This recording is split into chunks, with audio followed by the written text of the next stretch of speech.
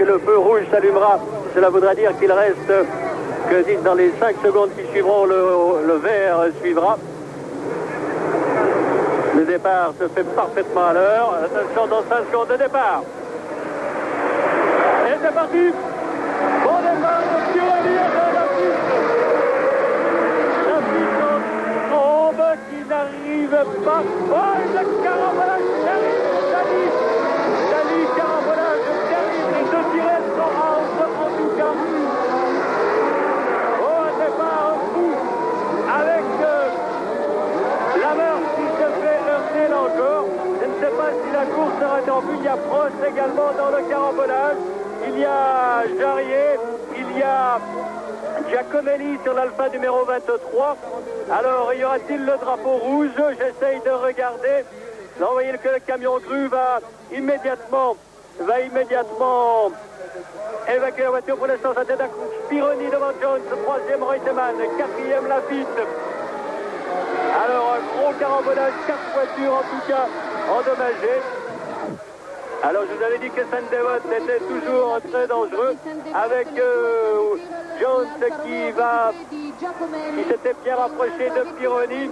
Il semble freiner plus tard de fois Pironi en tête comme il l'était il y a 15 jours au Grand Prix de Belgique à Zolder. Une affaire comme on le prévoyait entre Ligier et Williams avec Jones qui attaque non. Mais Jones qui harcèle dès le début. Ce matin, lors des essais libres, c'est Jones qui était le plus rapide. Je pense que la piste est dégagée là-bas. Wesley Piquet. Nelson Piquet, le Brésilien.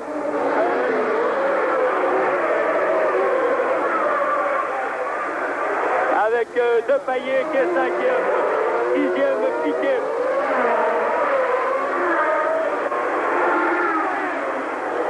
Mais il y a eu vraiment casse dans ce premier tour. Nous le reverrons peut-être au ralenti, je ne sais pas. Pour l'instant, il est plus intéressant de suivre la piste de la piste. Oui, voilà le ralenti. Oui, c'est sur les lignes arrière. Avec tout à droite Lafitte qui est au freinage à la limite. Et puis derrière, vous allez voir, voyez, une voiture en l'air qui est la Tyrrell de Derek Daly qui retombe sur la Tyrrell de Jarier. Vraiment, alors une bousculade impressionnante, sans aucun malfait heureusement, et Villeneuve qui parvient à contourner de justesse avec Prost qui s'arrête lui aussi, de même que je crois que c'est pas 13, oui, car Mas passe ici sur la gauche. Tout le monde arrive à contourner, mais vraiment une grosse casse pour ce début de Grand Prix avec ici Patrese qui recule et qui gêne Yann Lammers, alors que vous avez la voiture pilotée par Jackie, la voiture de directeur de course. Et maintenant on évacue déjà, voyez, la parfaite organisation, la voiture là de Jarier qui est soulevée et la piste est tout à fait libérée. Pas de changement qui concerne les 6 premiers à la fin du deuxième des 76 tours, à savoir Pironi, Jones, Reutemann, Lafitte, Depailler, Piquet. Scheckter, 7e, 8e Jaboul, 9e Villeneuve, 10e Patrese, 11e De Angelis, 12e Andretti, 13e Fittipaldi, 14e voilà Patrese et fermant la marche René Arnoux. Mais Jones harcèle constamment Didier Pironi qui s'était mis en évidence l'an dernier en attaquant de façon hasardeuse, il est vrai, Niki Lauda au freinage de Mirabeau, ce qui avait donné un carambolage assez impressionnant là aussi. Voyons la sortie du tunnel.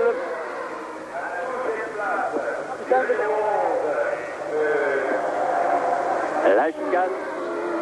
Et Didier Pironi qui s'est imposé 3 fois à Monaco, 2 fois en Formule Renault et 1 fois en Formule 3. Il y a du reste plusieurs vainqueurs de Formule 3 qui sont ici à Monaco en Formule 1 aujourd'hui. Il y a Depailler qui avait gagné en 72, Lafitte en 73, Giacomelli en 76, Pironi en 77, Angelis en 78 et Prost en 79. Jones est très près et il va pousser Pironi, essayer de pousser Pironi à l'erreur, de le déconcentrer, mais Pironi est solide. extrêmement solide. Il ne sera pas impressionné par Jones. On peut le supposer, mais la course sera longue. Elle sera fatigante aussi bien pour les voitures que pour les pilotes. Deux anciens vainqueurs de Monaco sont là. Ce sont Scheckter en 77 de l'an dernier et De Pailler en 78. Et nous revoyons maintenant une fois encore le carambolage du début avec là-bas sur l'arrière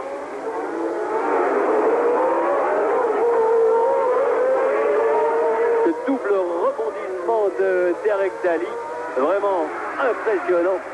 Triple rebondissement, il a sauté comme une balle de ping-pong, Derek Daly.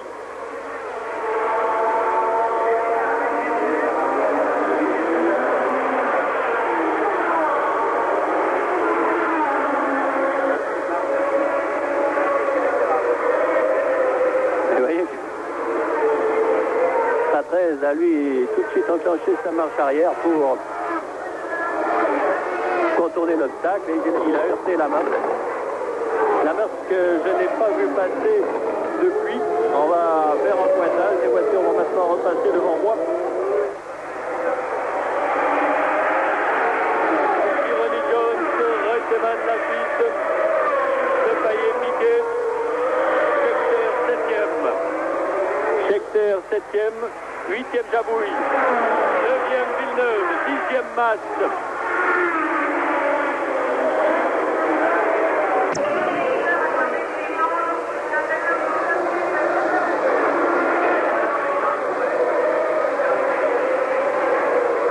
Constatez que De Pailler a passé Piquet.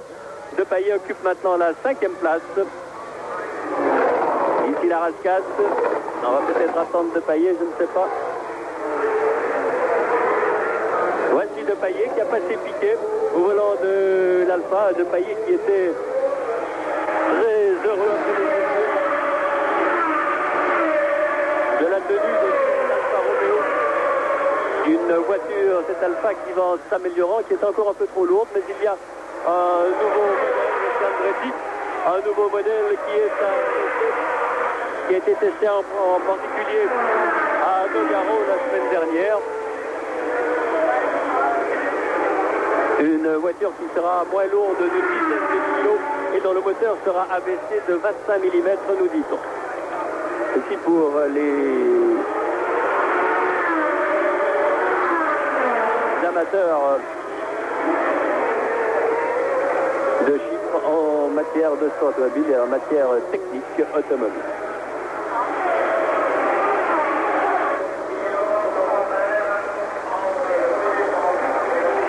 Pironi avait disputé une course en tête de bout en bout il y a 15 jours à Zolder, mais il avait réussi à creuser d'emblée un écart, un bon avantage sur ses poursuivants. Ici, ce n'est pas le cas. Il a vraiment Jones assez basque.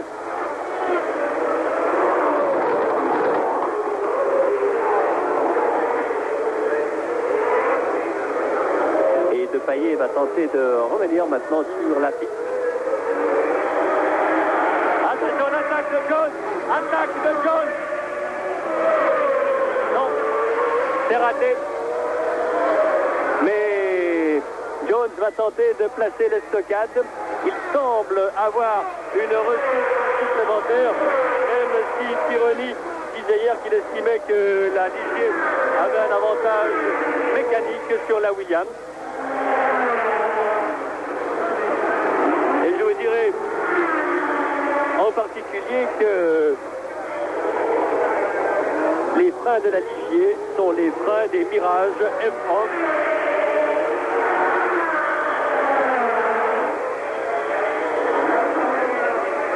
Beaucoup plus léger et tout aussi efficace. Une nouvelle fois, un rapprochement entre le sport automobile et l'aviation.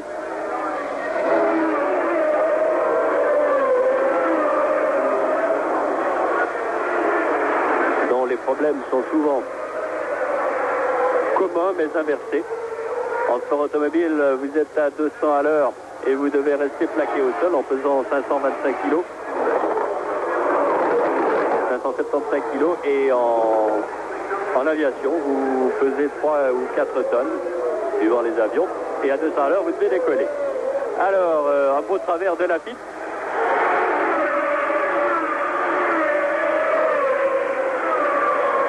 Mais j'ai le sentiment que si Jones parvient à passer Pironi, il s'envolera. Il parviendra à creuser un écart. Jones semble avoir une ressource supplémentaire. Ici de Payet qui revient sur le quatuor de tête. Lafitte qui semble avoir des problèmes d'adhérence. Il se met passablement en travers. Lafitte, des petits travers rapidement corrigés mais qui usent ses pneumatiques.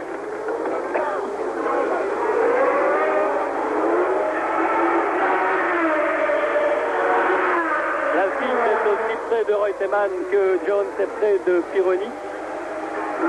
Mais pour l'instant, le Français n'a, semble-t-il, jamais tenté de passer l'Argentin.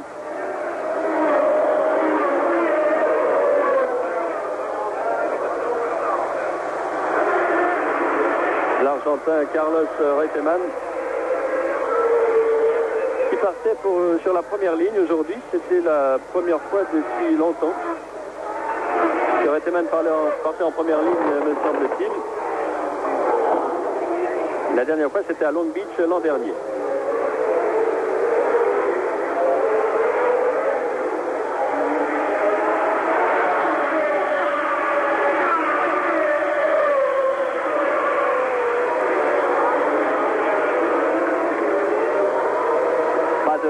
Pour Pironi. Reutemann lui semble très légèrement distancé. Vous voyez les écarts. 140 millions de secondes de retard pour Reutemann. Certes, très minime. Donc, Jabouille qui s'était arrêté repart maintenant. Il vient de passer devant nous. Alors, les Renault ne sont pas à la fête ici à Monaco. Le moteur turbo leur donne beaucoup de revenus. Une autre voiture repart. Voilà la Mars qui repart. La Mars qui a été arrêtée très longtemps à son stand.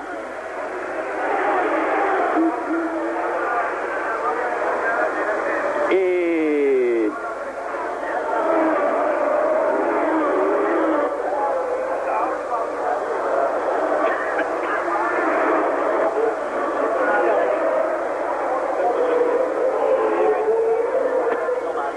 alors, tandis que les positions sont inchangées, Roland Christen me rejoint. Roland, vous étiez à l'endroit même où l'accident s'est produit. Vous avez parlé avec certains pilotes. Que peut-on dire de cet accident? Oui, on peut dire que c'est un accident de course assez classique dans un départ où dès la première courbe, on s'efforce de gagner une place ou l'autre.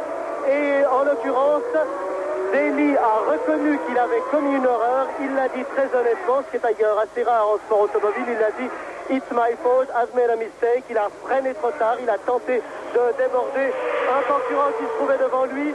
Il a projeté, c'est en l'occurrence Giacomelli qui a projeté contre l'arrière de son camarade d'écurie Jarier. Jarier, lui, on peut pas dire que la bonne humeur règne particulièrement au sein de l'écurie Tyrrell. On peut imaginer évidemment que les deux voitures de Tyrrell qui sont sérieusement endommagées vont provoquer des problèmes pour la remise en état d'ici 15 jours au Grand Prix d'Espagne.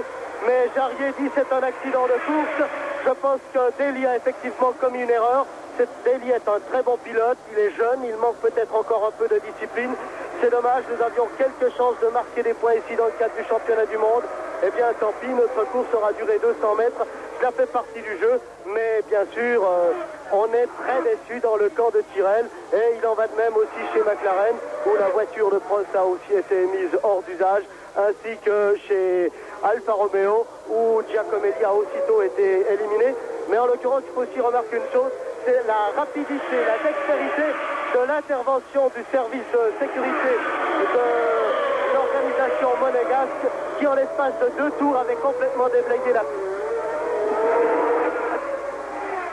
Paraît maintenant par une vingtaine de mètres. Jones n'a vraisemblablement pas trouvé la faille. Il va probablement attendre l'erreur de Pironi. Si erreur il y a, faut tenter d'en profiter. Et Patrick Depailler, on va voir s'il va revenir sur son frère ennemi de l'an dernier.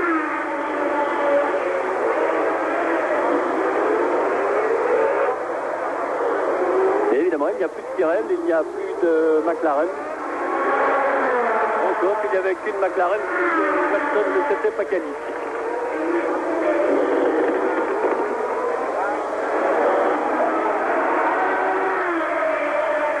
Mario Andretti occupe pour l'instant la 11e place, Saldi la 12e. Mario Andretti qui a tapé hier, Bachir Reutemann. Mario Andretti qui a tapé assez violemment au contour ornement de la piscine. Alors que Fittipaldi a tapé ce matin à la chicane, il a endommagé sa suspension avant droite, mais la réparation a pu être effectuée à temps pour le départ de la course et ainsi Emerson n'a pas dû partir avec sa voiture de réserve.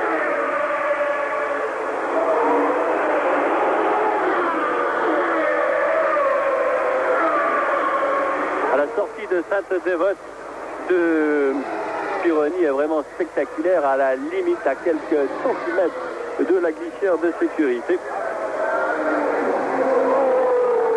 La sortie du casino aussi.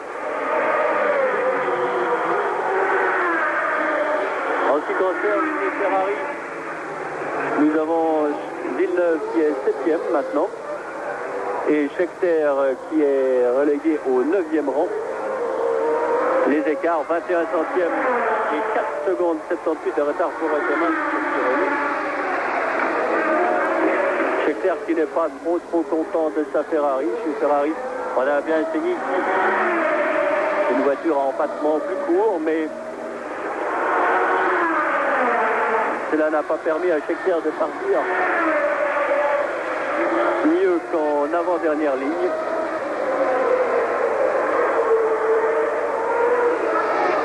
Attention à Jones qui prend plus à l'intérieur dans l'amorce de la rascasse.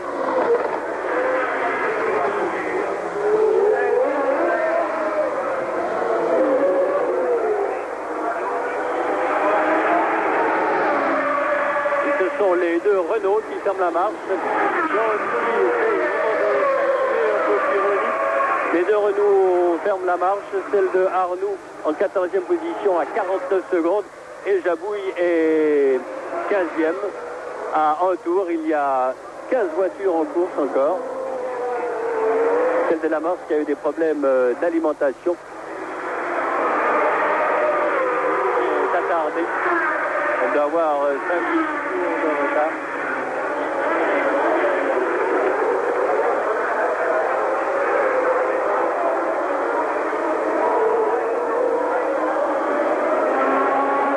Qui est en phase de l'obtenir deviendrait un des tout grands pilotes actuels.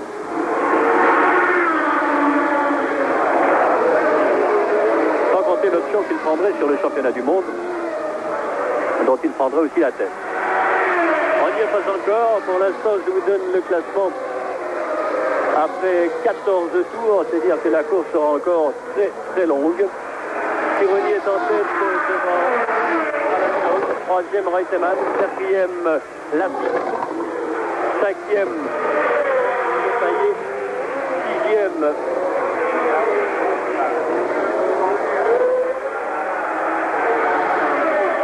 Nelson Piquet.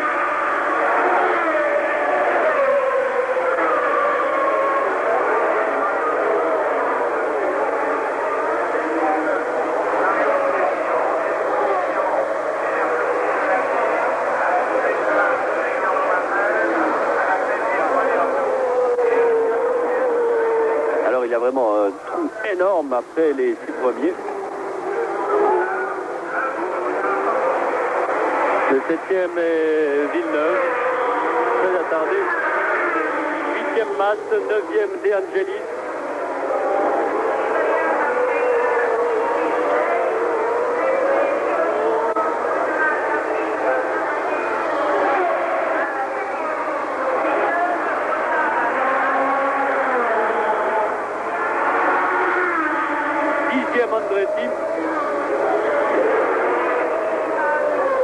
classement est faux, car Depailler est 5e et Vittel 6e. 11e Fittipaldi.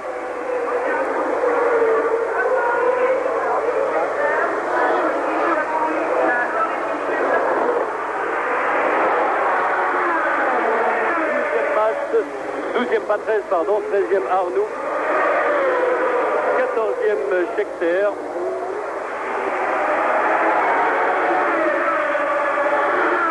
et il y a en fait 14 voitures dans le même tour, et non pas 7 comme je vous ai dit tout à l'heure.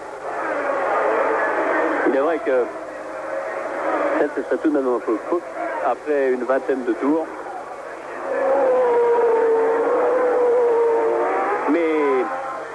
Bientôt, très bientôt, nous aurons les dépassements. C'est-à-dire que le groupe des derniers à être dans le même tour va être rejoint. Vous voyez, du reste là-bas, je crois que c'est peut-être Villeneuve. Changement de roue chez Villeneuve.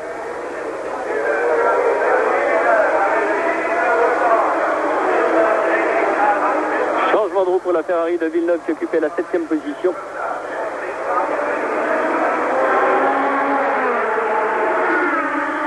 Vous avez Patrese et Arnoux, suivi de la main.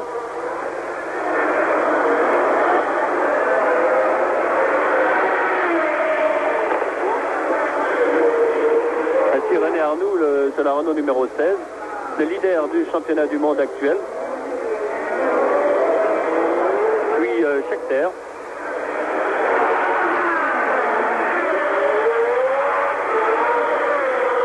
Et derrière arrive le peloton de tête. Toujours emmené par Pironi, avec Arnoux qui tente d'attaquer Patrese. Vous savez que les dépassements sont extrêmement difficiles et les possibilités de dépassement extrêmement rares à Monaco. Arnoux tente, il ne sait trop comment, de doubler Patrese qui va se faire prier. Déjà le peloton de tête qui arrive derrière, avec Pironi bientôt dans les roues de Scheckter. Alors ce sera une façon pour Scheckter de passer la main. Le vainqueur de l'an dernier et d'il y a 3 ans.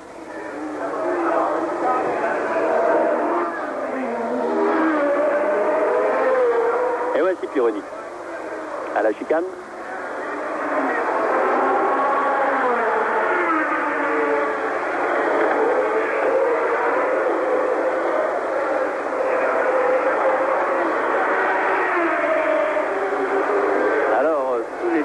Que Pironi devra faire maintenant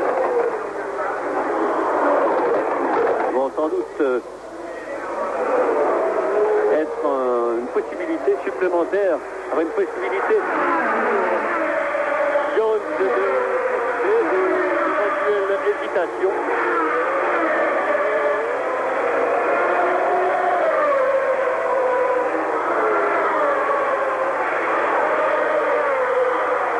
Toujours Reutemann 3e et Lafitte 4e.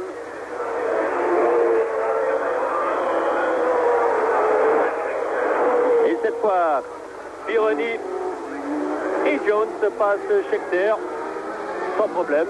C'est normal car Scheckter n'allait pas gêner la manœuvre des deux leaders. Voyons si Lammers fera de même, ce qui est vraisemblable et souhaitable en tout cas.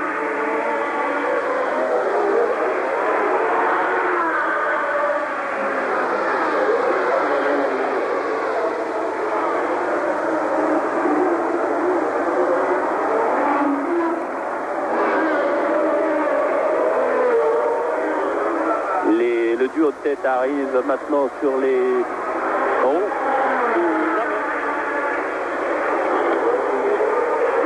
Il devrait s'écarter assez rapidement. Il le fera, je pense, après le gazomètre, la rascasse. Et sur, non pas la rectiligne, car c'est la ligne d'arrivée n'est pas une rectiligne. Je pense qu'un ou deux dépassements pourront être sortis.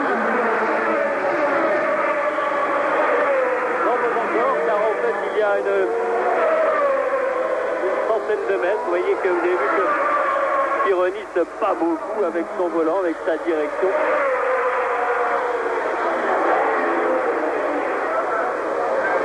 Et cette fois, peut-être au même endroit que Scheckter tout à l'heure.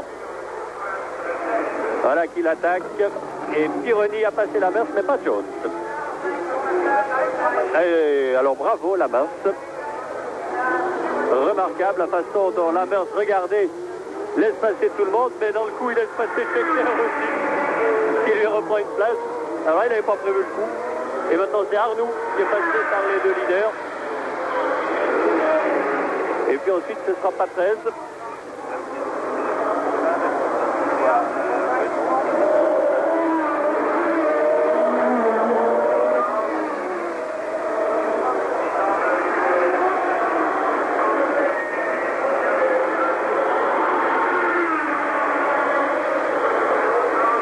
Pironi sur les roues de Patrese. Donc Jones, mais je ne vois pas Jones. Il n'a pas encore passé Arnoux, en tout cas Jones. C'est-à-dire que Pironi a passé tout le monde et Jones n'est plus là. Jones n'est plus là, car Reutemann doit occuper la deuxième position.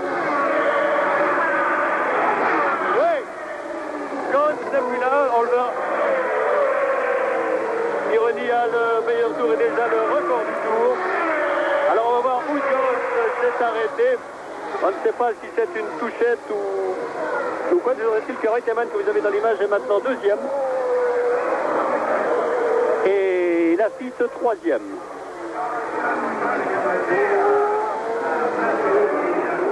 Scheckter laisse passer De Paillet. Voilà qui est fait. Reutemann et Laffite passent Patrese. Et voici Jones arrêté à son centre. Changement d'une roue, je pense.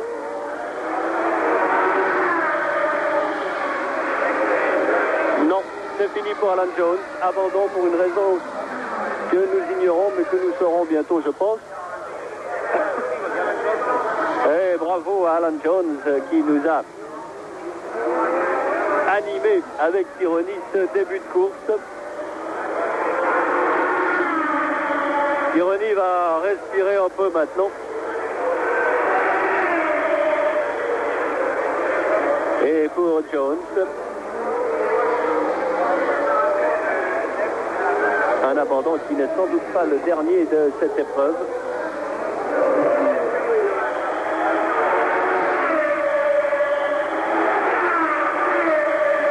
Ainsi donc, plus qu'une Williams. Celle de Reutemann, c'est la deuxième place entre les deux Ligier de Pironi et de En quatrième position, on a maintenant De Paillet, tandis que je crois qu'une voiture repart, c'est Jabouille qui s'était une nouvelle fois arrêté. Alors cela va peut-être inciter Laffite à se rapprocher de Reutemann, de le pousser à l'erreur. Mais peut-être que tout à l'heure, Jones, en voulant pousser Pironi à l'erreur, a poussé un peu trop son moteur. On pourra se prononcer lorsque l'on connaîtra la nature et la raison de son abandon.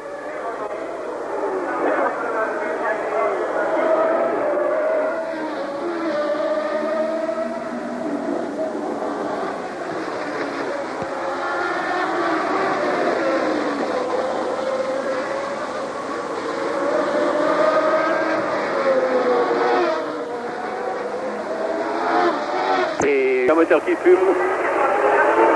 Arrêt de Jody Scheckter. Alors une fois encore, ce n'est pas la journée de Ferrari. Scheckter va repartir, je pense. On revient sur la tête de la course avec Reutemann, qui a 2 secondes et demie de retard sur Pironi. Son avance a donc légèrement fondu. Et Laffite qui est très près de l'Argentin.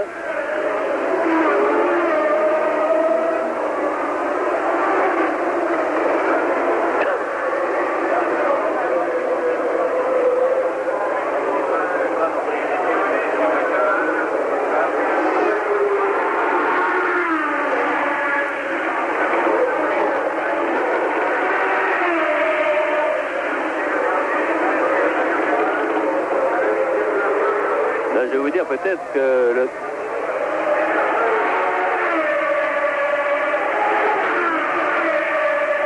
secondes 35.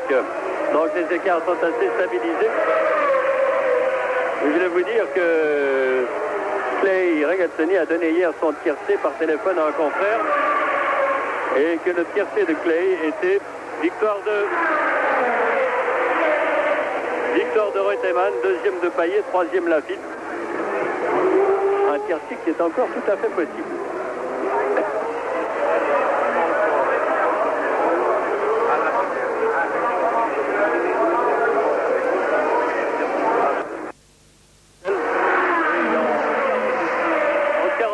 De Payet généralement tout repris. Alors des lignes d'arrière avec Villeneuve, avec Lamarche devant Patrese et Arnoux, et Reutemann revient un peu sur Pironi et surtout décroche Lafitte. Vous avez vu à la sortie du virage de la gare pour Lafitte, c'est un peu la patinoire pour lui.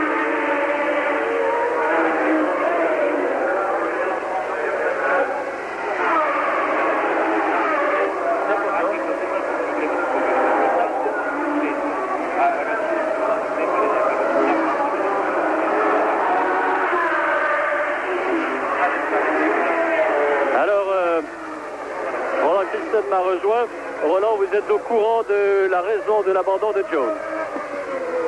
La raison en est finalement bien simple, c'est assez classique de ce circuit de Monaco. C'est des problèmes de différentiel, des problèmes de transmission qui ont contraint Jones à s'arrêter et à abandonner. Sa voiture ne répondait plus comme il l'attendait. Il est arrivé au box pratiquement en roue libre. Les mécaniciens ont immédiatement constaté qu'il était impossible d'effectuer la réparation. Et pour John, qui espérait bien profiter des problèmes de Renault ici, étant donné des problèmes de turbo, John espérait marquer quelques points dans le cadre du championnat du monde. Eh bien, c'en est fini de ses espoirs. Jones est un spectateur de plus à ce 38e Grand Prix de Monaco. Pour sa part, Jabouille, lui, s'est arrêté pour changer les pneumatiques. Et c'est à cette occasion qu'on a appris que Jabouille avait également été légèrement impliqué dans le carambolage de départ. Il a en effet été touché par une voiture. Sur pas toute l'adhérence souhaitée, des problèmes d'adhérence qui s'étaient d'ailleurs déjà, mais sur un autre plan, manifestés pendant les essais. Enfin, Scheckter aussi a dû s'arrêter pour changer de pneumatique. Roland, je ne sais pas si vous avez été dans le stand Ligier, mais il semble évident que Lafitte connaisse des problèmes de tenue de route. Ses pneus semblent se dégrader. Est-ce que vous savez quelque chose? Chez Ligier, évidemment, on est prêt à changer les 4 roues. Les voitures, les roues sont déjà en place. Les mécaniciens sont prêts. On sait que lors d'essais, on peut changer les 4 roues en moins de 20 secondes.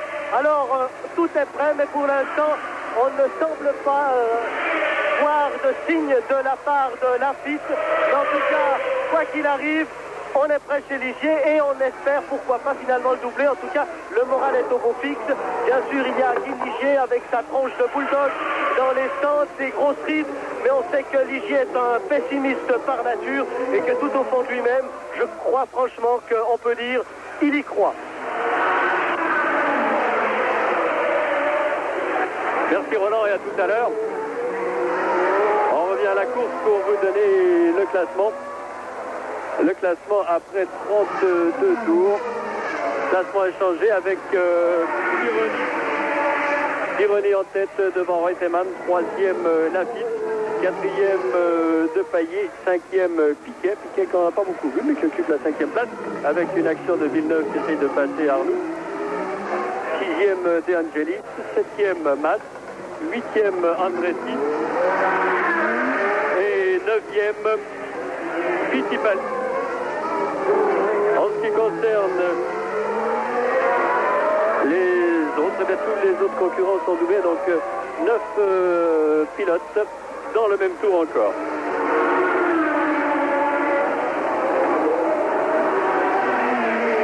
Alors, j'ai maintenant à côté de moi, on ne s'entend pas, mais il est tout de même à côté de moi, Jean-Pierre Jabouille. Jean-Pierre, que s'est-il passé? Eh bien, j'ai eu un ennui avec ma boîte de vitesse dans la montée de Sainte-Dévote. et j'étais pris au départ dans le carambolage. Il m'a tordu mon aileron et ça m'a fait escader mes pneus avant. Vous n'avez pas connu beaucoup de succès ce week-end à Monaco. Est-ce que vous pensez que ces déboires sont passagers et que les chances de Renault restent intactes de son championnat du monde? Oui, non, c'est sûr que de toute manière, la saison du championnat du monde est longue et on ne sait pas ce qui peut se passer. Donc pour l'instant, jusqu'au Grand Prix d'Espagne, ça reste intact. Merci Jean-Pierre.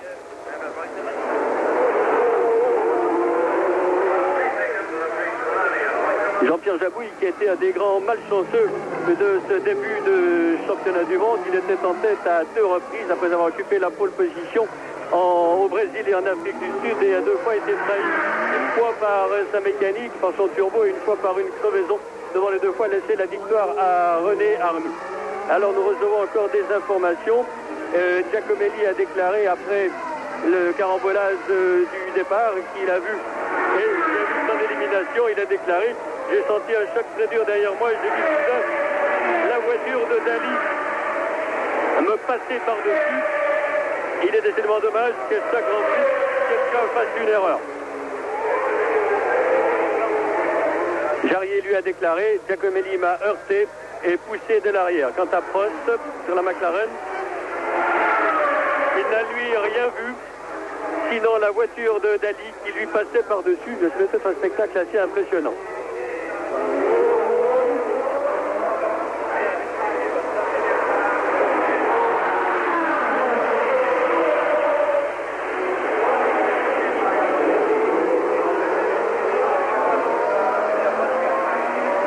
Il y a toujours Patrese, Arnoux, Villeneuve et Lamers.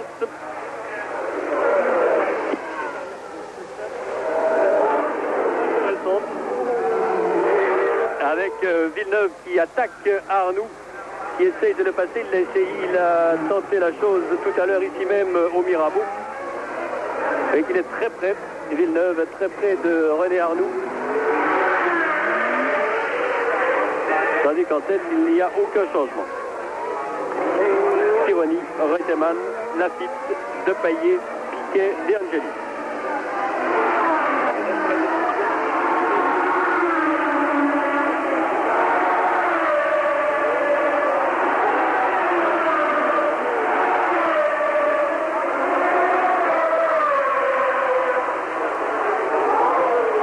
Depailler qui est 4e après avoir remporté le Grand Prix de Monaco il y a 2 ans.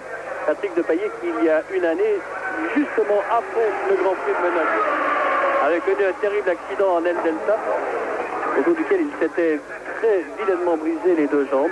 Patrick Depailler qui me disait avant-hier qu'il était maintenant à 99% de ses possibilités. Il le prouve. Il a prouvé déjà. Et voici Villeneuve qui passe Arnoux à Sainte-Dévote de fort belle façon. Arnoux a dû freiner et du coup Lamers l'a passé aussi. Alors par l'intérieur au freinage, Villeneuve de façon remarquable.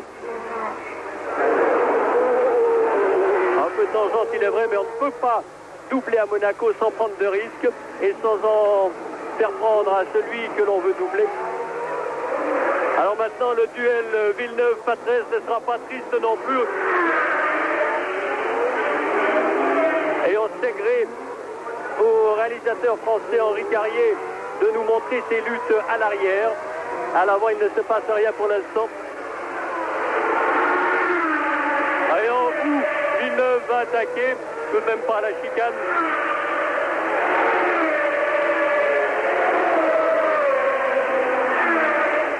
Ni au bureau de tabac. Peut-être au freinage de la rascasse là-bas.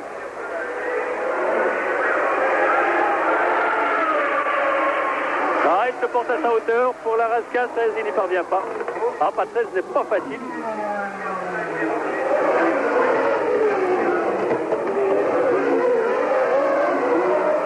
Alors peut-être à Sainte-Dévote comme tout à l'heure pour Arnoux.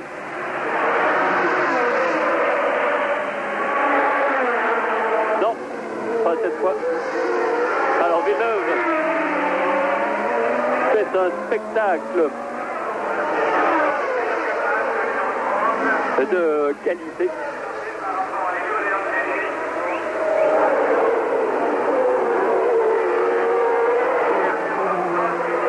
Vous voyez qu'il essaye de sortir, il n'y parvient pas. Là, c'est un léger travers au freinage. Et il va le toucher.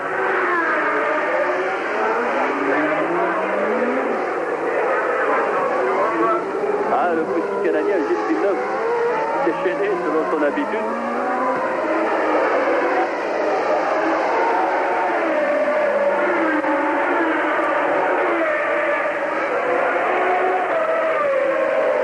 Alors que l'avance de Pironi sur Reutemann est maintenant, se situe maintenant légèrement à moins de 2 secondes. 1 seconde 72 au passage devant moi là tout à l'heure. Et j'ai bien peur que Villeneuve ne s'impatiente un peu et que son tempérament bouillant ne lui fasse commettre une erreur ou une attaque un peu inconsidérée.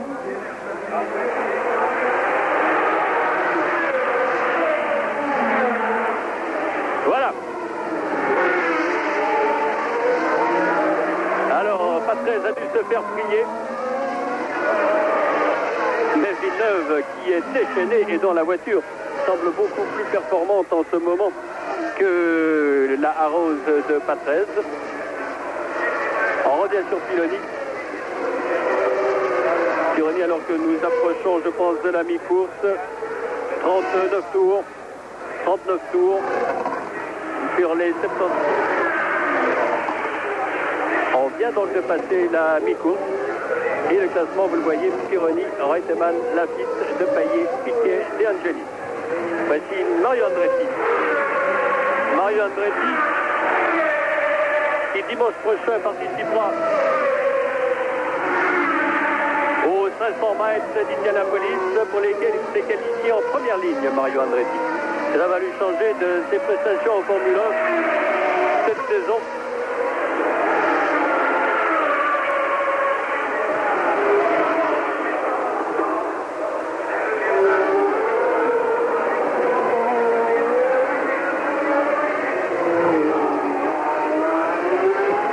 Dont on dit de plus en plus que ce serait sa dernière saison en Formule 1.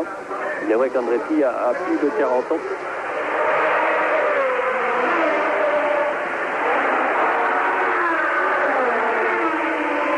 Et en revanche, on nous a annoncé le retour à la compétition dans 15 jours à Madrid de Vittorio Brambilla sur une 3e Alfa Romeo. Brambilla qui était déjà annoncé à Zolder. Il n'y est pas venu, mais qui teste le nouveau système d'Alfa Romeo avec ce moteur allégé et abaissé.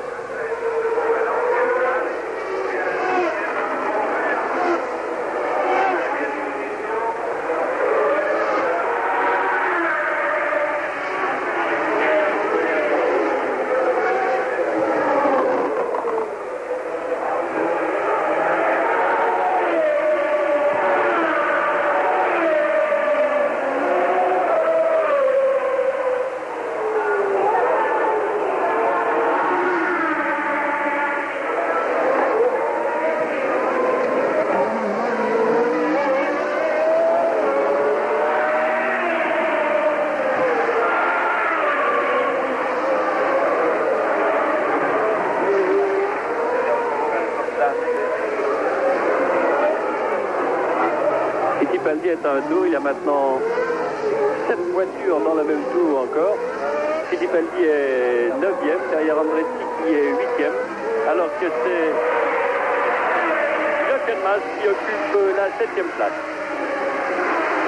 L'écart, je vous l'ai dit, diminue entre Pironi et Reutemann. 1 seconde 43 maintenant. Lafitte, lui, est à 2,62 de son coéquipier.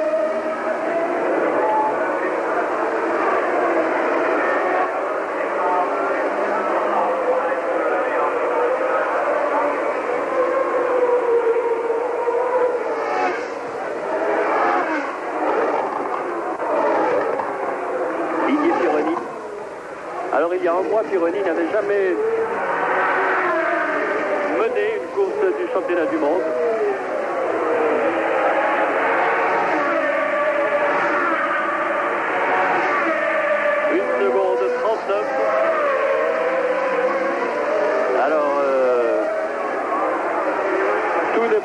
encore pour Pironi. Reutemann revient sur le Français.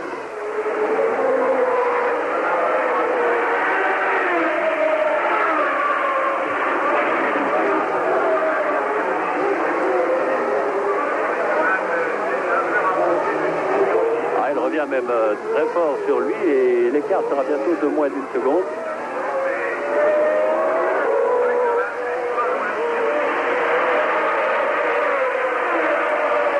Je ne sais pas si Pironi connaît quelqu'un de lui ou si Reutemann a une voiture plus performante.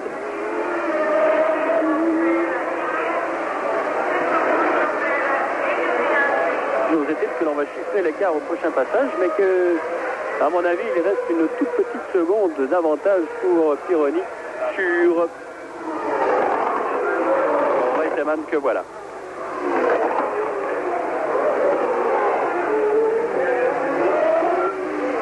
La situation après 40 tours.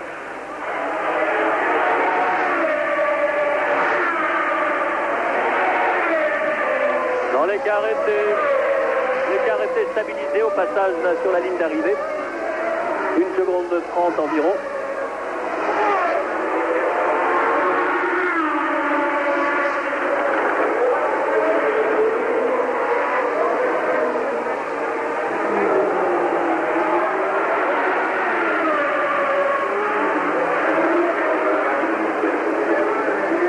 Bien pour Dali, ce week-end de Monaco sera mémorable pour deux raisons. D'une part, la touchette et le carambolage qu'il a provoqué au départ. Et je dois encore vous préciser que hier, dans la course des trois-quarts, Dali est parti tout droit au virage du bureau de tabac et qu'il a complètement démoli sa voiture. Sans aucun mal pour lui, heureusement. C'est un peu le métier qui entre pour Derek Daly, un jeune pilote talentueux. Et vous savez qu'on ne peut piloter pour Ken Tyrrell si on n'est pas talentueux. Tyrrell qui a déniché énormément de talent.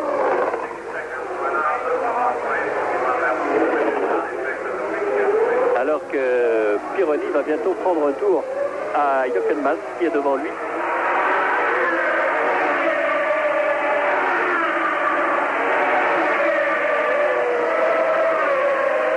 Qui curieusement recreuse un écart. Là, son avance est maintenant de 1 seconde 87 sur Carlos Reutemann.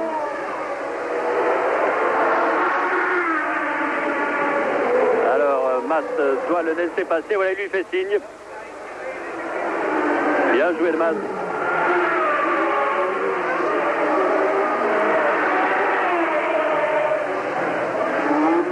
Et il va faire pareil pour Reutemann. Mass, un pilote attachant aussi. Mass qui s'est toujours distingué à Monaco. Il est certes 7e maintenant avec un tour de retard. L'an dernier, il avait terminé 6e à l'issue d'une remontée fantastique. Mais la Arrows n'est pas une voiture aussi compétitive que la Ligier ou la Williams.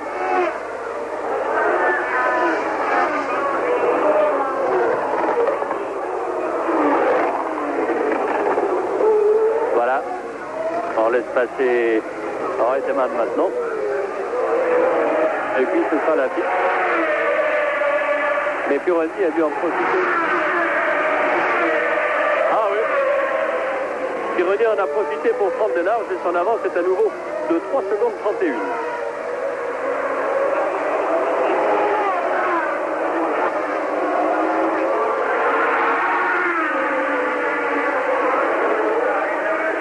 C'est ici que l'an dernier, Pironi était monté sur la Brabham de Lauda.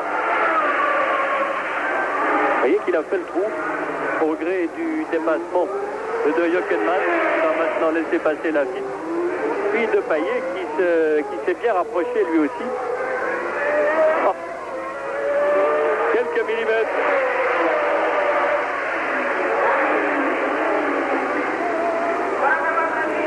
voici Didier Pironi qui augmente son avance. Et oui que pour la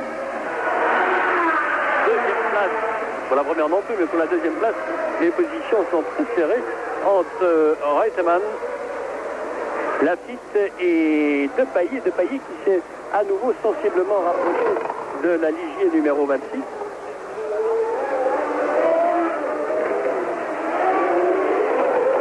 Travers de Reutemann. La voiture se tord au passage de la chicane du gazonnette.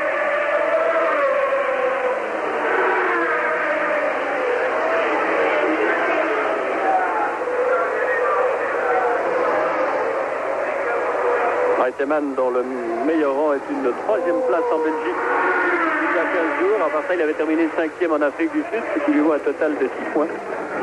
Et il partage la 6e place du classement provisoire du championnat du monde avec Elio De Angelis et Jacques Lafitte.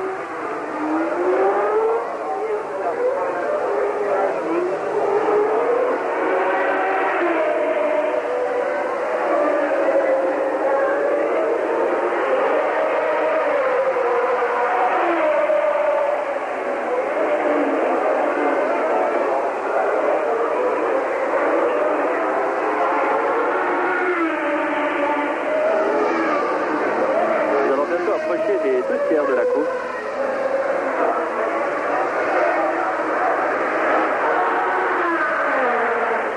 Situation inchangée en ce qui concerne les 6 premiers.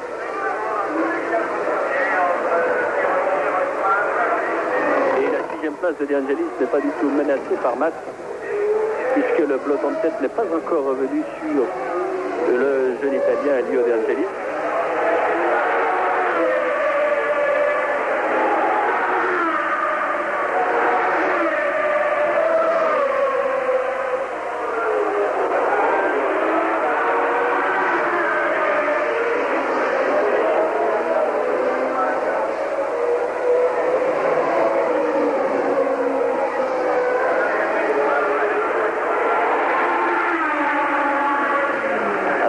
On a agité un drapeau jaune, il y a une voiture arrêtée là, qui est, on va... Ah, c'est Andretti.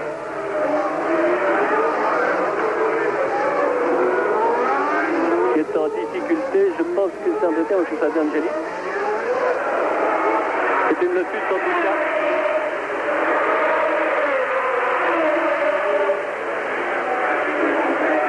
Alors on n'a pas eu de plan du virage du tir au pigeon. Pour voir si c'était Andretti ou De Angelis, on verra lequel des deux ne passe pas là devant nous. Mais je pense qu'il s'agit d'un tête à queue tout simplement, d'une des deux lotus. Se trouve maintenant entre Reutemann et Lafitte.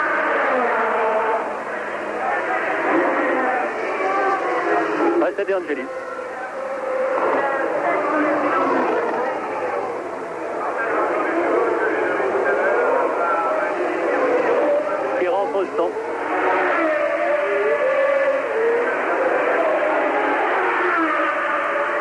Arrêt de Angelis.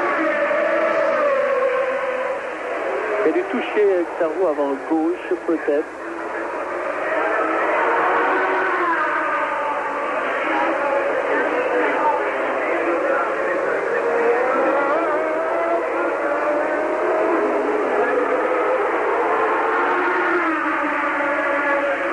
Et c'est reparti pour De Angelis. On n'a même pas changé les pneus. On n'a pas changé les roues.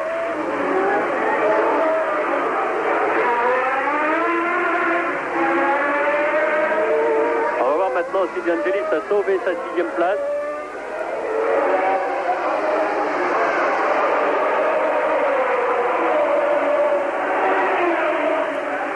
Oui, eh bien, il n'a pas perdu beaucoup de temps, De Angelis, à la suite de cet attaqué au Mirabeau, puisqu'il occupe toujours la 6e place. Mas est donc 7e et Andretti 8e.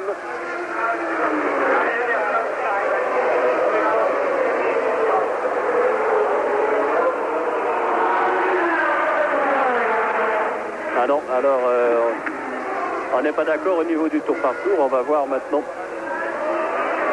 ce qu'il en est sur un plan officiel.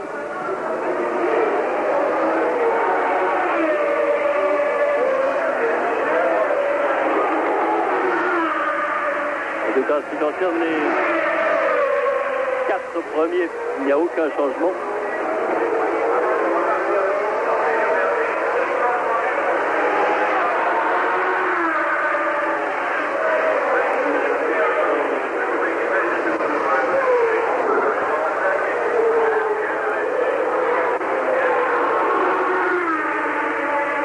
Vous voyez que Depailler revient très fort maintenant sur la piste.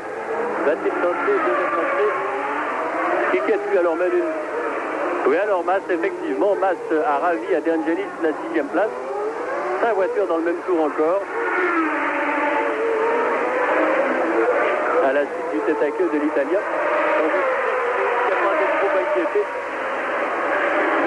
Mais évidemment, si vous savez à faire des têtes à queue, les positions ont tout triomphe.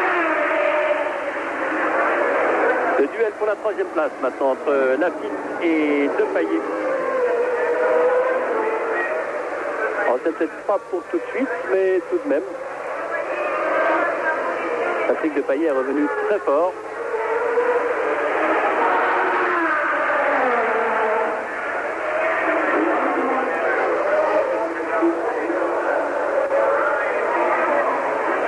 Et voici au volant de Stéphane Romeo, numéro 22.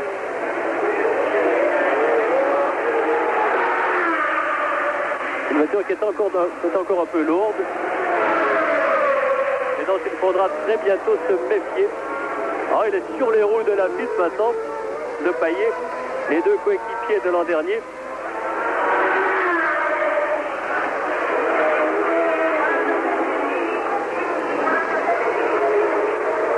On va suivre avec intérêt ce duel.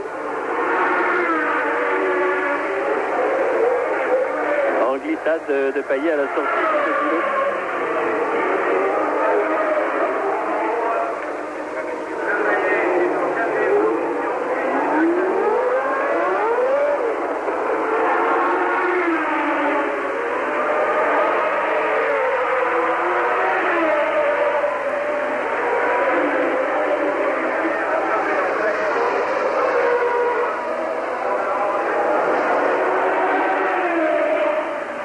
Baldi lui aussi mène une petite course tranquille. Donc à l'accélération, la Ligier qui est moins lourde d'une trentaine de kilos environ que l'Alpha se trouve avantagé. On revient sur Pironi.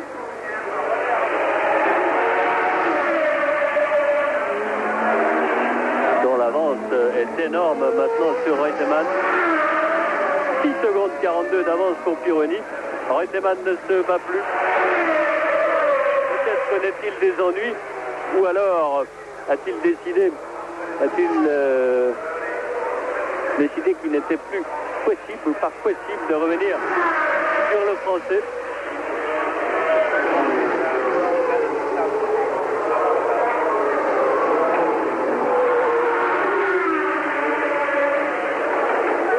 On revient sur Lafitte et Depailler.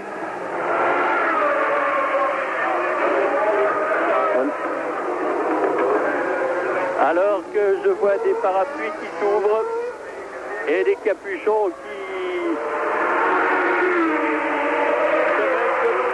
Il commence à pleuvoir.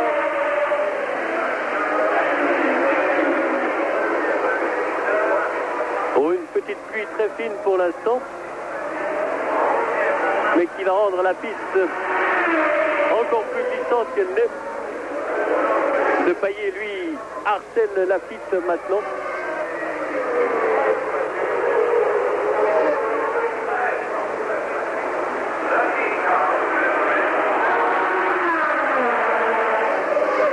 Mais Depailler aura de la peine à passer Lafitte. De toute façon, il aura de la peine, mais il aura de la peine à le prendre à l'accélération. Il se porter à sa hauteur. C'est plutôt au freinage, dans un freinage, que Depailler va tenter de passer. Mais il est parapluies ouverts.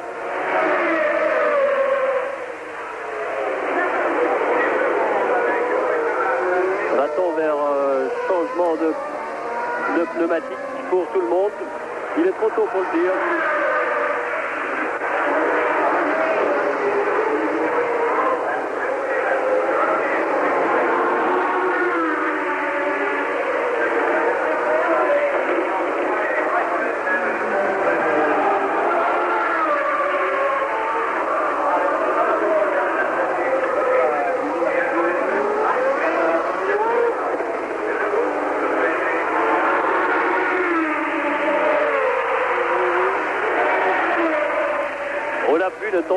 l'abondance, c'est certain, mais tout de même, si cette petite ondée devait durer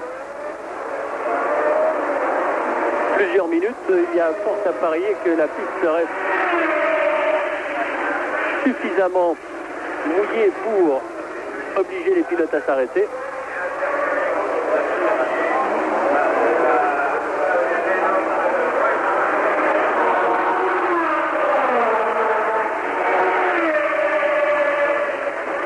Et arrêt pour Depailler. C'est fini pour Depailler, c'est dommage. On le regrette car Depailler semblait en mesure de venir inquiéter Laffite. Très belle course de Patrick Depailler, contraint à l'abandon. Vous savez que Depailler ne boite pour ainsi dire pas,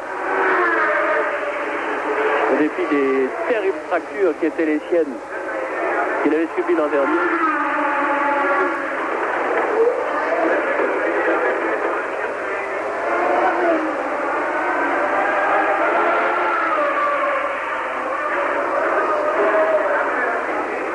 C'est juste après le contour de la piscine que Depailler a dû s'arrêter.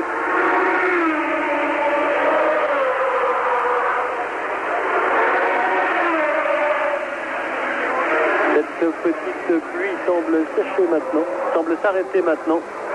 Il n'y a pour l'instant pas de quoi s'arrêter.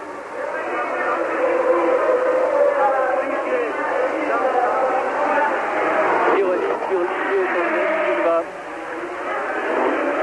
passer une arrose qui doit être celle de Patrese. Il a passé, oui, il a passé Arnoux déjà.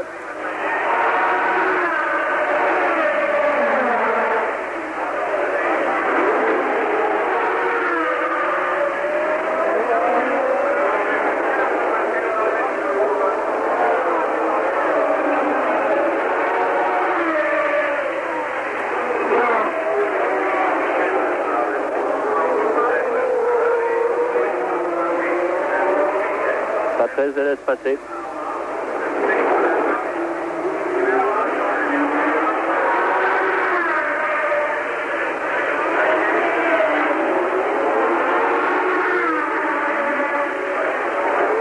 Reutemann semble être revenu un peu pendant l'écart au prochain passage. Oui, Reutemann est à 5 secondes, nous indique-t-on maintenant. Il aurait donc repris 1 seconde et demie environ à Pironi. Cela ne veut pas encore dire grand-chose car Reutemann, lui, n'a pas encore passé Patrese.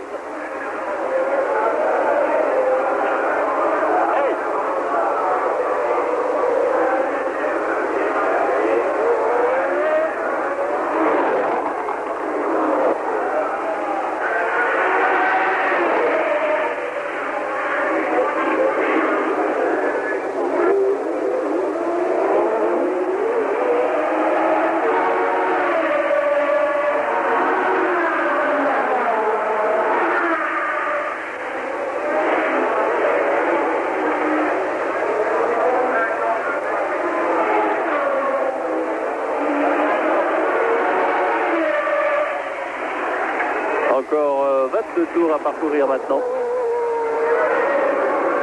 dans ce Grand Prix de Monaco qui se traduit pour l'instant par un cavalier seul de Pironi. Pironi qui cette fois dû repousser les attaques incessantes de Jones durant les 20 premiers tours.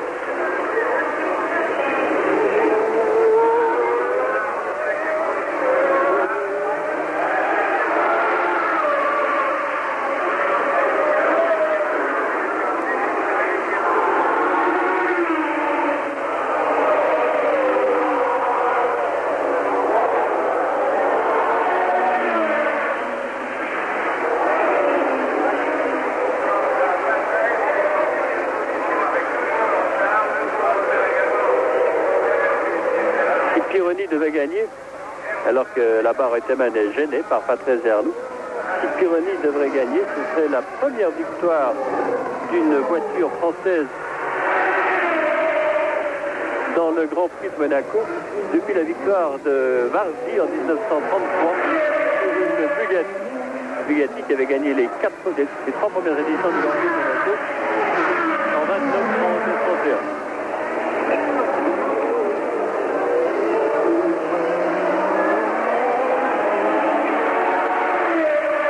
31. Reutemann n'a pas encore passé à 13. Et un tête à queue de Pironi. Oh, il a dû toucher. Oh, j'ai bien peur qu'il ait touché. Il me semblait que sa roue avant. Ah ouais. Oh, ça finit pour Pironi. Quel dommage pour Pironi. On n'a pas vu. Il est sorti trop. Oui, oui, il s'arrête. Pironi. Terminé. Reutemann, leader de l'épreuve. Arrêt de Pironi sur le nouveau dégagement du virage Mirabeau. Oh, c'est vraiment la pointe pour Didier Pironi, qui a touché à la sortie du casino. Il est vrai qu'il passait souvent très très près. Vous voyez que contrairement à ce qui s'est fait à Long Beach, on évacue immédiatement la voiture. Depailler, lui, abandonne à la suite d'un problème de moteur, nous dit-on. Et Reutemann, nouveau leader du Grand Prix de Monaco. Voilà qui relance la course.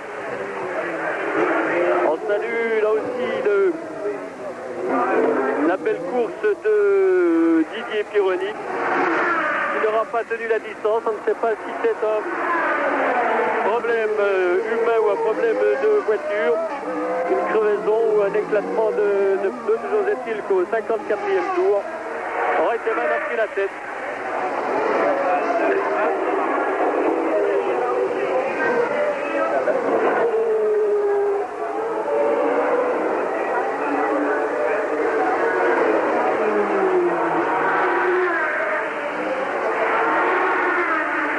Des 6 premiers voit donc Reutemann en tête devant Lafitte. En 3e position, Piquet.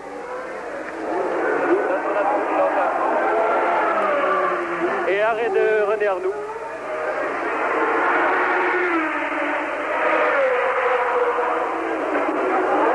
La 2e Renault est éliminée elle aussi. Après celle de Jabouille que vous avez entendu tout à l'heure. Ah oui, on dégage les voitures, mais on ne les sort pas.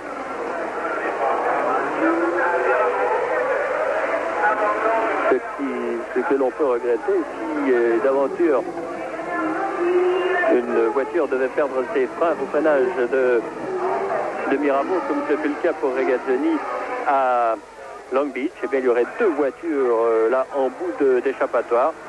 Ainsi, René Arnoux, vainqueur de 2 Grands Prix cette année, leader du championnat du monde. Il va conserver sa position de leader avec ses 21 points. C'est vrai que Jones, qui est 2e, a abandonné. À moins que Piquet, qui est maintenant 3e, prenne la tête. Logiquement, non pas logiquement, mais pratiquement. Et pour le moment, cela est possible, car avec sa 3e place, Piquet marquerait. Avec sa 3e place, il marquerait 4 points. Ça l'amènerait à 22 points, soit 1 point de plus que René Arnoux. Éprouvé, marqué, déçu aussi. Après son abandon dans une course dont il n'espérait pas grand-chose, on le sait.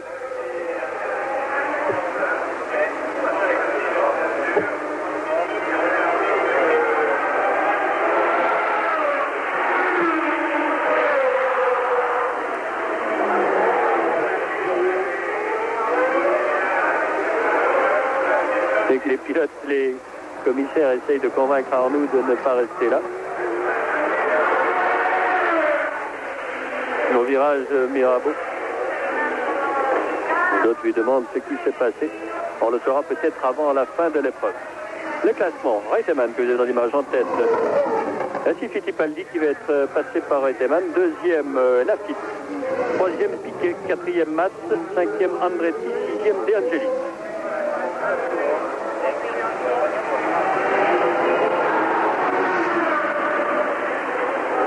Et voilà Fittipaldi passé. Fittipaldi qui peut encore terminer dans les points car Fittipaldi doit être 7e, je pense.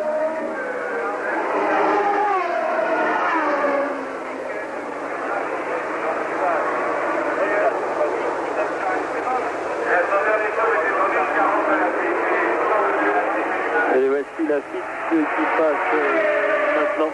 Oh, Lafitte a 26 secondes de retard sur Reutemann, qui a donc fait le trou. Confirme ce que je disais tout à l'heure, c'est-à-dire les ennuis de Lafitte, vraisemblablement les ennuis de tenue de route, les ennuis de pneumatique. Reutemann a 26 secondes d'avance. Et là maintenant toutes les chances. Mass qui était arrêté est reparti. Et Mass a sans doute perdu le bénéfice de sa 4e place. On prend un pointage dans quelques instants.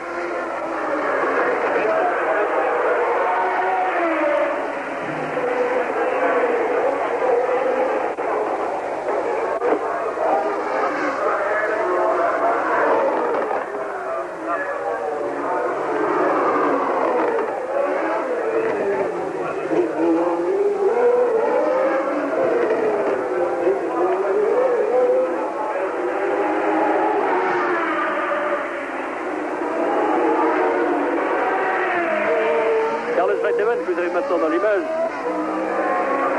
à 38 ans. Il est né le 12 avril 1942, donc un des anciens maintenant. Il dispute aujourd'hui son 121e Grand Prix. Le premier qu'il avait disputé était le Grand Prix d'Argentine, et en 1972 sur une Brabham Ford. Et d'emblée, Reutemann avait occupé la pole position. Par la suite, Reutemann est resté fidèle à Brabham jusqu'à fin 76, après quoi, après l'accident de Lauda, il est passé chez Ferrari au Grand Prix d'Italie 76, puis il est resté fidèle à Ferrari 2 ans, 77-78, puis une allée chez Lotus l'an dernier, et cette année il a pris la place de Regazzoni au sein de l'équipe Williams. Carlos Reutemann a remporté 9 victoires dans sa carrière. Pour l'instant, il est en tête pour la 10e fois. En fait, il n'est pas en tête pour la 10e fois, mais il est susceptible de gagner son 10e Grand Prix. Et les victoires de Carlos Reutemann, la première était en Afrique du Sud en 74, et la dernière victoire de Reutemann remonte à 2 ans. C'était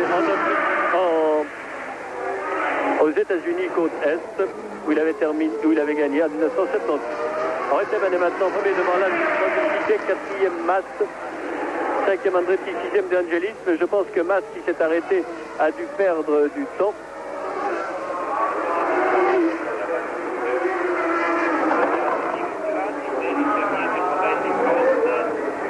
C'était la situation il y a quelques tours.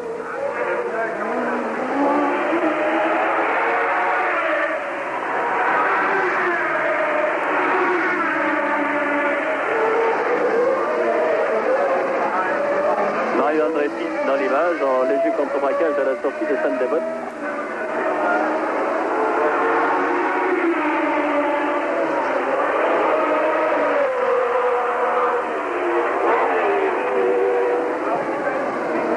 Et Jochen Mass qui arrive sur les roues de la piste maintenant. La piste de plus en plus en difficulté. Eh bien, dans le camp ligier, ce ne doit pas être la joie, loin de là. C'est la grande déception après cet espoir qui a duré plus de 50 tours, durant lesquels Pironi était en tête.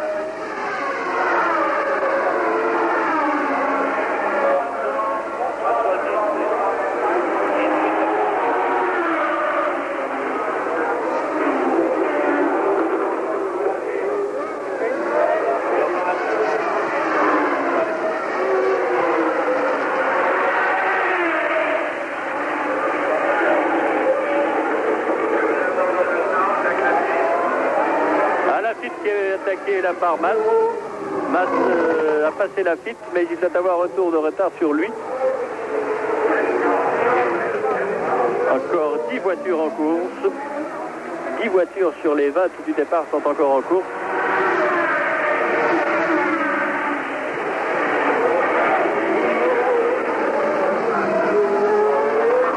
Secondes de retard pour Lafitte, qui concède de plus en plus de terrain et qui va bientôt voir piquer dans ses rétroviseurs.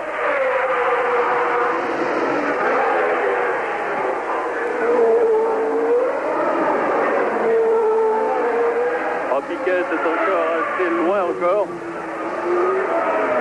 Et voici Andretti.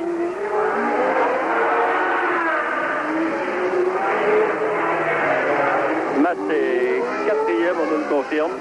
5e Andretti, que vous avez dans l'image. Et 6e De Angelis.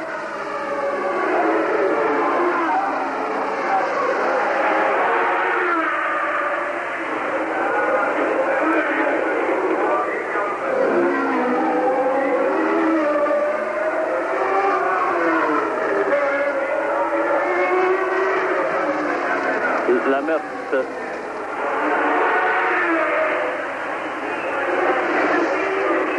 60e tour maintenant, encore 16 tours à couvrir. Matt n'a pas une grosse avance sur Andretti. Peut-être une lutte pour la 4e place tout à l'heure. Andretti qui semble faire le forcing maintenant.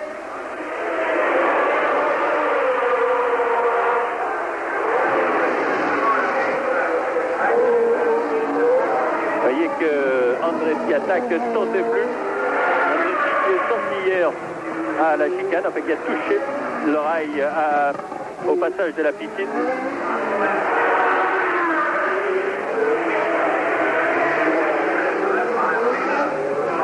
Le leader Reutemann, alors que Lafitte qui est deuxième est à 42 secondes maintenant. Et il sera intéressant, je vais essayer de le faire tout à l'heure, de prendre l'écart qui sépare Lafitte et Piquet.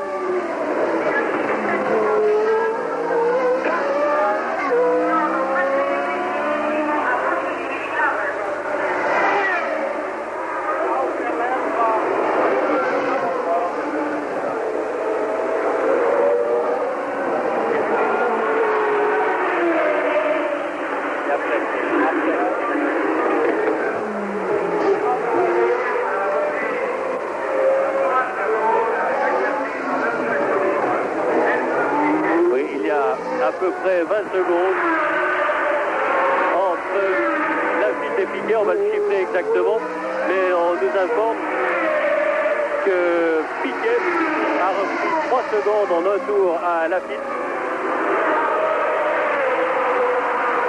Il reste 15 tours, c'est-à-dire que Piquet va peut-être pouvoir venir souffler à Lafitte la deuxième place.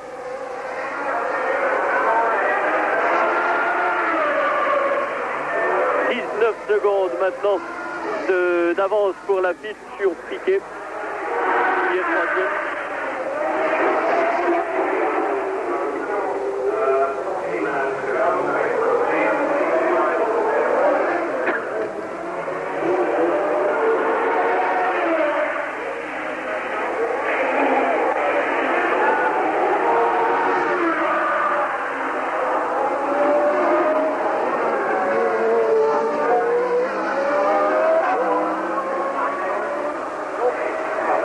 Reutemann peut lever le pied, il n'est pas inquiété.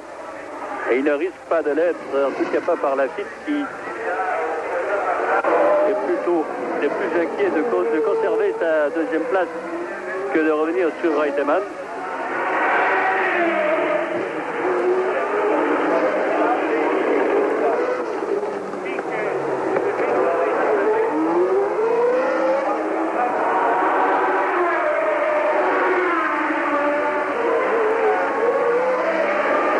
Qui passe devant moi.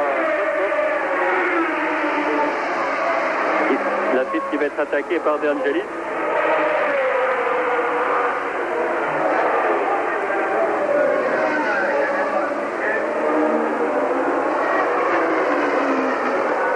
Voilà Piquet. Il a repris une seconde. Il a repris une seconde environ. Tout à fait une seconde reprise par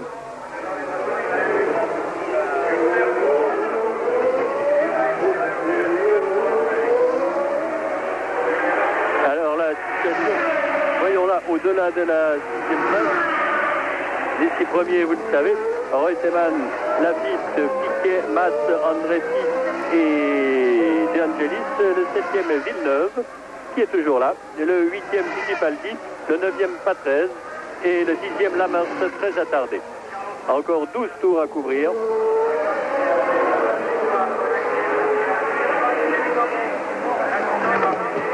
La piste attaquée par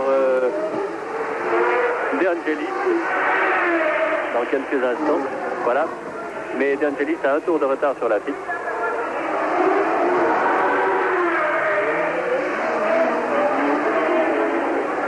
Qui aurait à battre parvient au terme de sa course. Williams remportera sa deuxième victoire de la saison avec un arrêt au stand pour Andretti, je pense. Oui, c'est Andretti.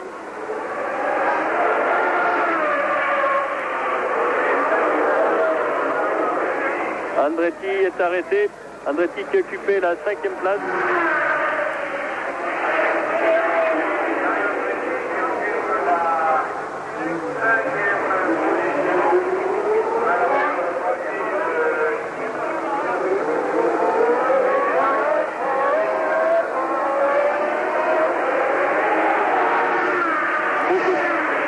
De temps pour trouver la bonne clé. Voici l'Italo-Américain Mario Andretti, champion du monde 1978. Mais les Lotus ne sont plus ce qu'elles étaient cette année. L'année dernière aussi, du reste. Et régulièrement, De Angelis s'est montré plus rapide qu'Andretti.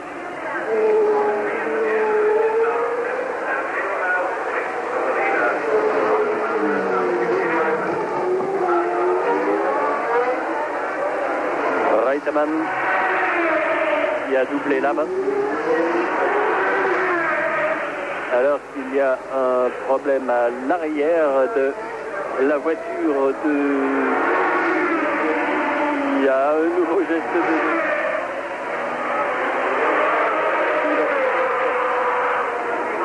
Non, qui persévère. Qui aimerait bien finir cette épreuve, ne pourra plus la finir dans les points, à moins d'un bouleversement total. Alors Lafitte a reperdu, il n'a maintenant plus que 13 secondes d'avance sur Piquet à une dizaine de tours de la fin.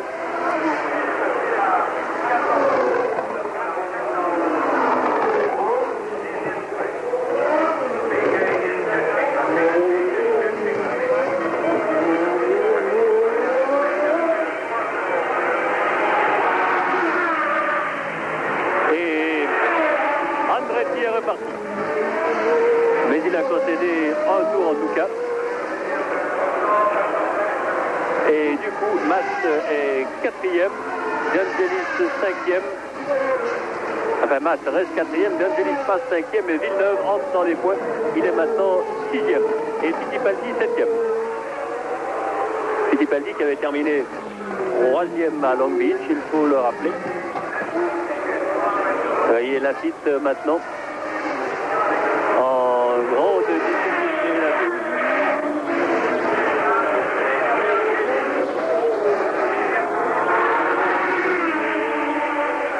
On va reprendre son écart.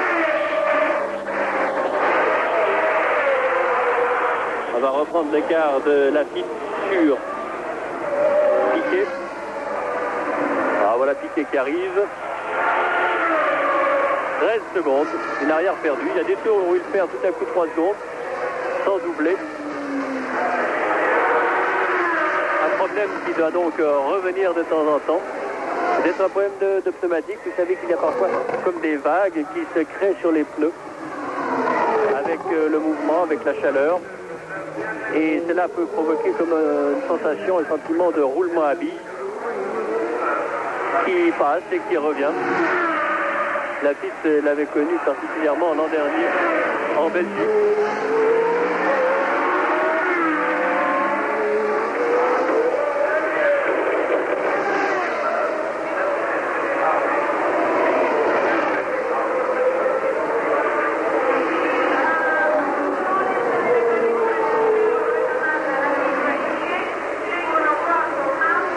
Lafitte qui sera bientôt passé par Villeneuve, qui ne doit plus être très loin de lui. Mais avec un tour de retard aussi, on se souvient que Gilles Villeneuve s'était arrêté pour changer de pneumatique. parcourir maintenant.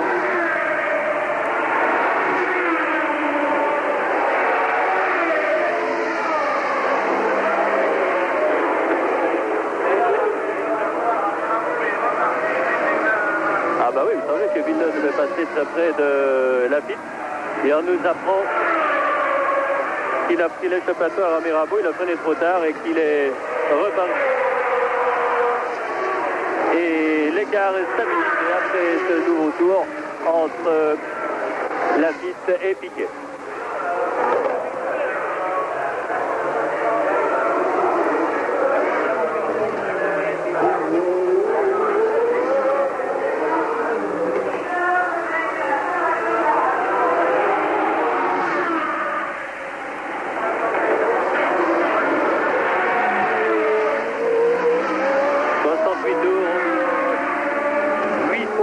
Km 312 pour Carlos Reutemann, qui risque bien de remporter aujourd'hui le 10e Grand Prix de sa carrière en 121 participations. Il a fait 1 sur 12.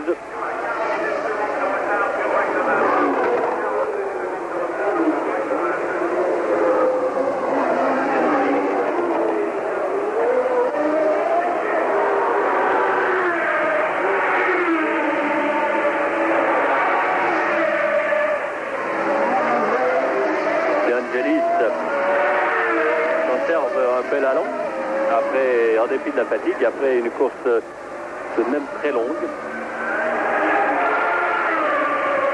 Et écart stabilisé une fois encore, et même Lafitte a repris un tout petit peu. Quelques dixièmes de seconde à Piquet. Lafitte devrait logiquement donc pouvoir conserver sa deuxième place.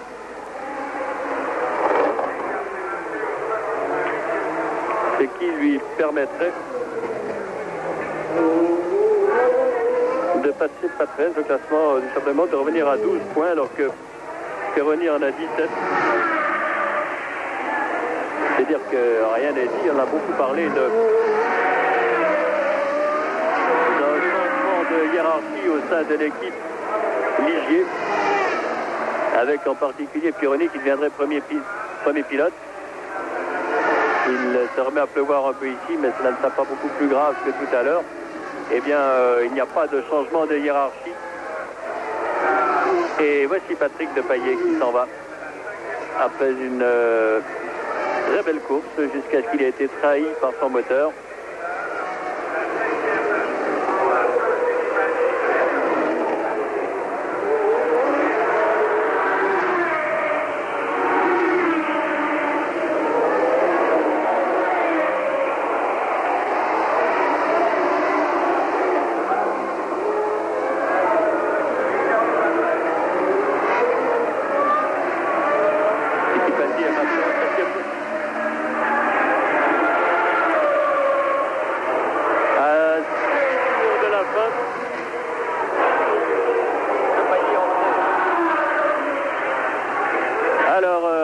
Christen arrive maintenant.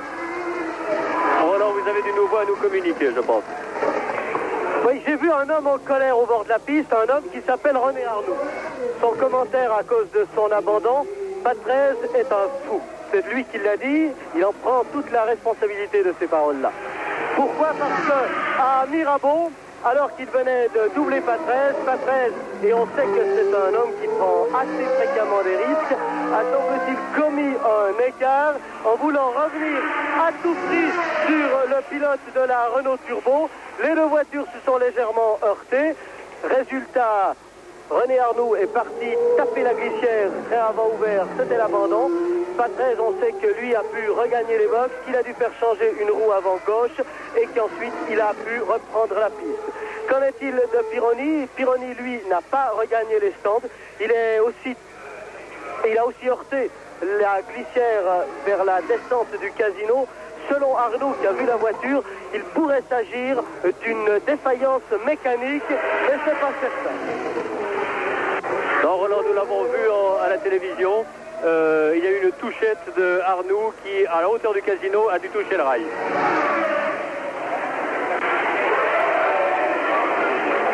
On peut ajouter encore côté cette précision que pour sa part Andretti s'est arrêté parce que la commande de la boîte de vitesse de sa Lotus était défaite, tandis que Scheckter a abandonné parce que sa voiture devenait inconduisible à la suite, selon lui, de problèmes de pneumatique.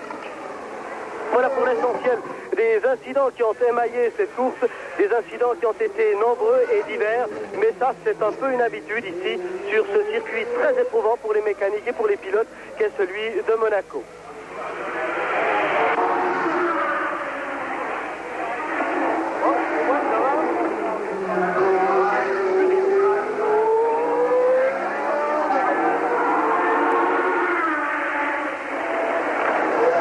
Classement à quelques tours de la fin maintenant. Reutemann,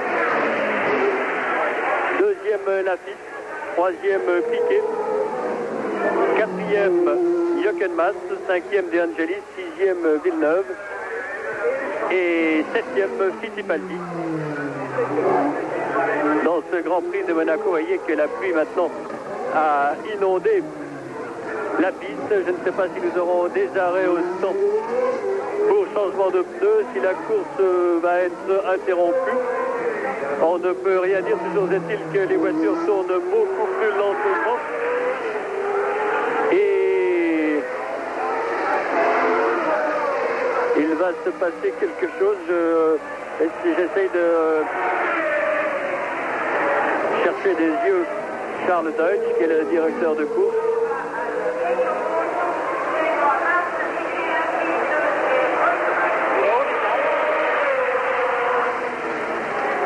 Reutemann qui fait des signes. Pironi a établi un nouveau record de la piste en 1:27:40.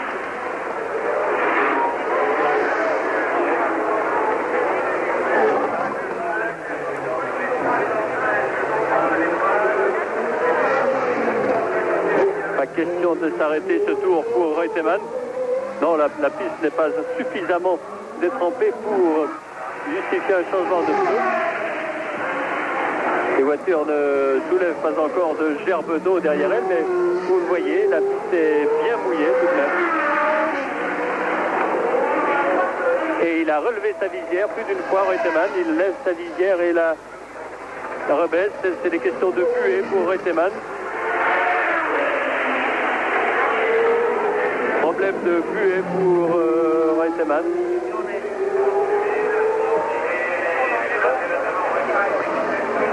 Vous voyez qu'il frotte sa visière en la rabaissant, mais il semble qu'il y ait plus de pluie vers Mirabeau et le virage de la gare qu'ici, où nous nous trouvons. On n'en sait pas bien loin.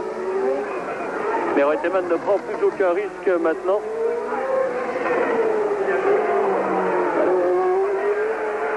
D'ailleurs, deuxième glissade.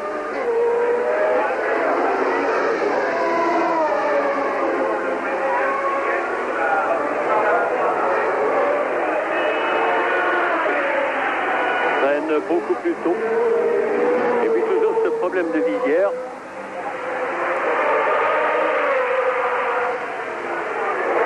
Donc ce vent qui s'engouffre à travers l'emplacement de sa visière ne doit pas être très agréable pour l'Argentin Carlos Reutemann. Ajoutez cela à sa fatigue. La piste qui devient extrêmement glissante. Voilà, il a rabaissé sa visière l'espace d'un instant jusqu'à ce que sa visibilité redevienne inférieure au minimum possible.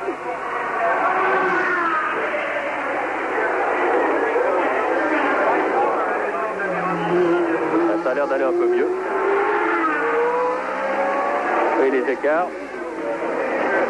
La suite est à plus d'une minute de Reutemann, troisième Piquet. Ce cinquième Villeneuve. Et alors, bien que Fittipaldi.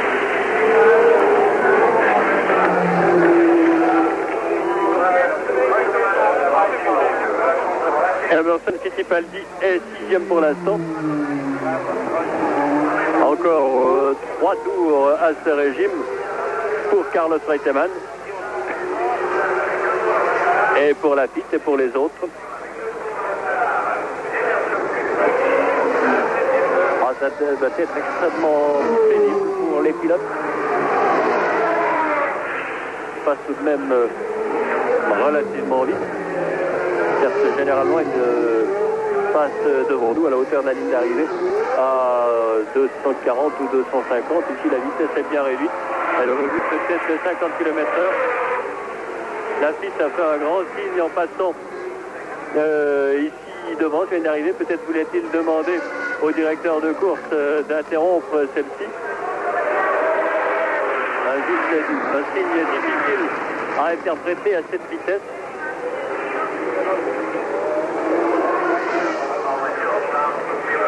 Le freinage de la Rascasse pour Reutemann. Il semble avoir résolu ces problèmes de buée à l'intérieur de la visière.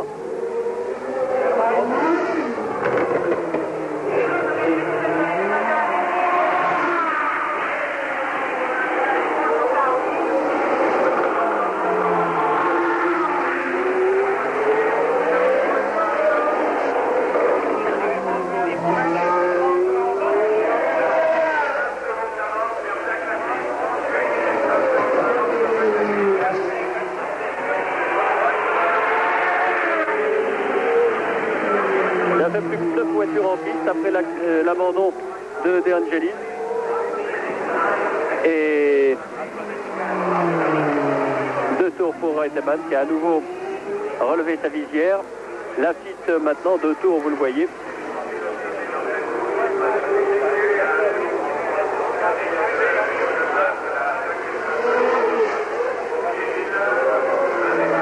Elle ne sera certainement pas fâché d'arriver. Carlos Reutemann. La course pourrait être interrompue, d'une part si la pluie tombait de façon trop violente, et d'autre part dès qu'on aura dépassé le cap des 2 heures de course. La course est interrompue, mais la course est partie il y a 1h55 maintenant. C'est-à-dire qu'on arrivera tout juste au terme des 2 heures, mais que le record de la distance ne sera pas battu.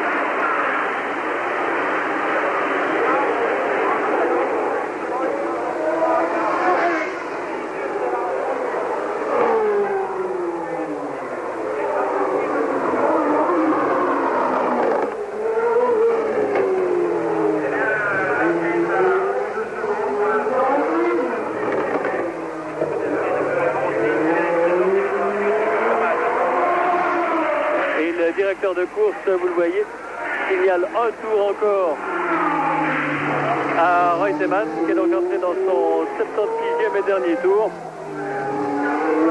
Et dans quelques instants, Carlos Reutemann, à 38 ans, va remporter le 10e Grand Prix de sa carrière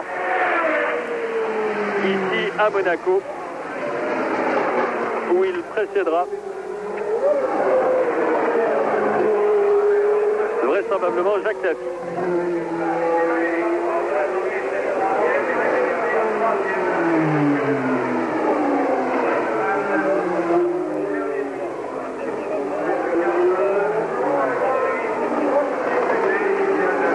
Mario Andretti, qui est très attardé à la suite de son long arrêt au stop.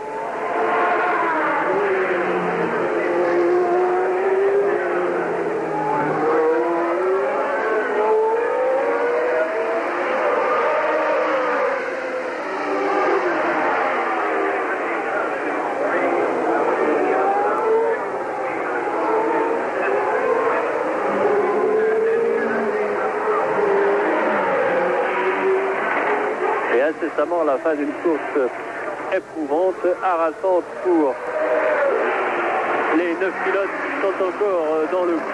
Une course qui aura vu en premier lieu le carambolage du début, consécutif à une erreur de Daly, et dans lequel 4 voitures ont été impliquées. On attend Reutemann, sortie de la Rascasse. Le passage du gazomètre, et Reutemann va franchir maintenant la ligne d'arrivée. Premier, Carlos Reutemann. Victoire pour Carlos Reutemann dans ce 38e Grand Prix de Monaco. La main se termine également.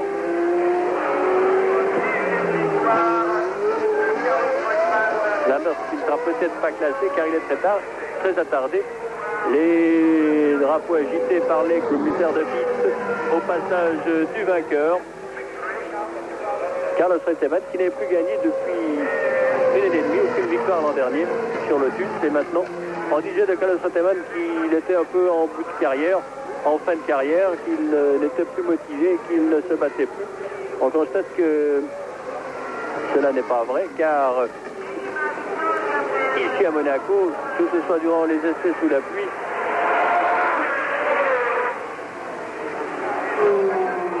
ainsi Lafitte, le deuxième qui va bientôt franchir la ligne d'arrivée. Une dernière glissade. Mas sera quatrième.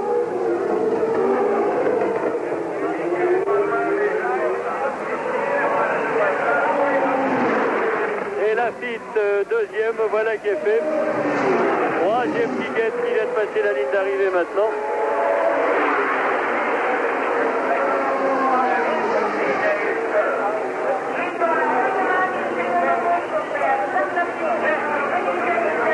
Alors, le classement de ce Grand Prix de Monaco qui s'est terminé de façon un peu inhabituelle. Victoire de Carlos Reutemann. Deuxième, Jacques Lafitte. Troisième, Nelson Piquet. Quatrième, Jochen Mas. Cinquième, Villeneuve. Sixième, Fittipaldi.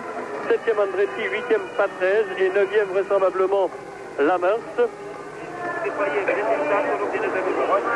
Une course qui a été marquée, je vous le rappelais tout à l'heure, par le carambolage du début, qui a éliminé immédiatement les deux Tyrrell de Daly.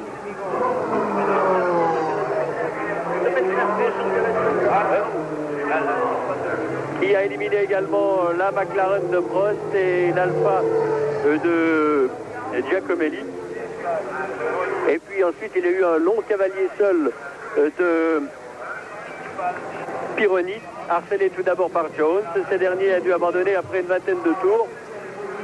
Pironi semblait alors intouchable et inatteignable, mais il a été trahi soit par sa pneumatique, soit par lui-même à la suite d'une erreur. Toujours est-il qu'il a été victime d'une touchette à la hauteur du casino qui l'a contraint à abandonner, laissant ainsi le champ libre à Carlos Reutemann, que vous avez maintenant dans l'image, qui remporte ce Grand Prix de Monaco sur la Williams. Le duel